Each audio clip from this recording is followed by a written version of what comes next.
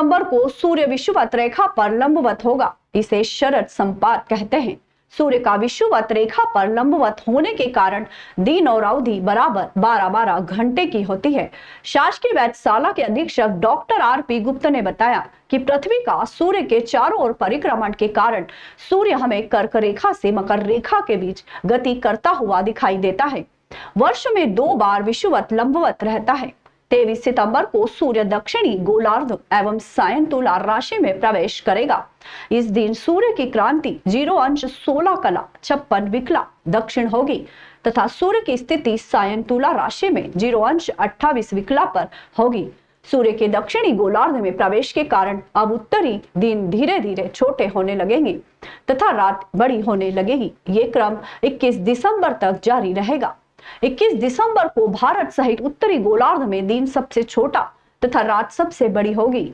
24 सितंबर से सूर्य के दक्षिणी गोलार्ध में प्रवेश के कारण सूर्य की किरणों की तीव्रता धीरे धीरे उत्तरी गोलार्ध में कम होने लगेगी, जिससे शरद ऋतु का प्रारंभ होता है। शासकीय जीवाजी वैधशाला में 23 सितंबर सोमवार की घटना को शंकु यंत्र तथा नाड़ी वलय यंत्र के माध्यम से प्रत्यक्ष रूप से देखा जा सकता है। इसी दिन शंकु की छाया पूरे दिन सीधी रेखा पर गमन करती हुई दिखाई देगी। हम सभी लोग जानते हैं पृथ्वी सूर्य के चारों ओर परिक्रमा करती है, जिसके कारण सूर्य हमको कर्क रेखा से मकर रेखा के बीच गति करता हुआ दिखाई देता है। वर्ष में 2 बार ऐसी स्थिति होती है कि सूर्य विषुवत रेखा पर लंबवत होता है। 23 सितंबर को सूर्य विषुवत रेखा पर लंबवत है, जिसके कारण दिन और रात बराबर 12-12 घंटे की।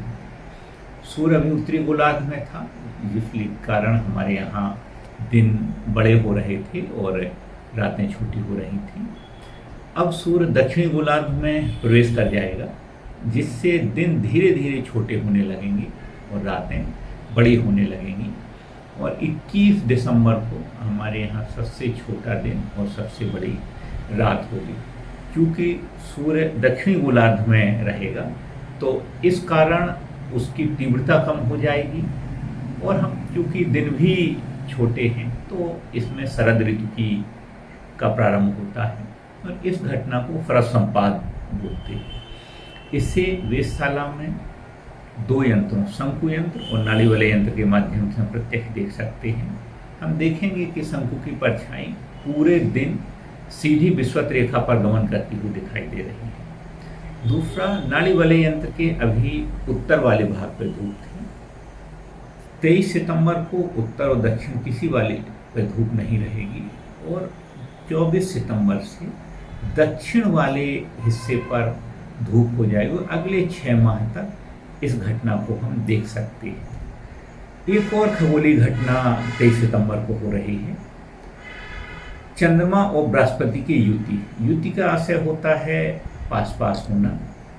तो 23 सितंबर को रात को 11 बजे के बाद अगर हम आकाश में देखें तो चंद्रमा में नीचे की ओर एक चमकदार तारा दिखाई देगा। ये हमारा बृहस्पति ग्रह है। इसको देखने के लिए हमको किसी यंत्र की आवश्यकता नहीं है।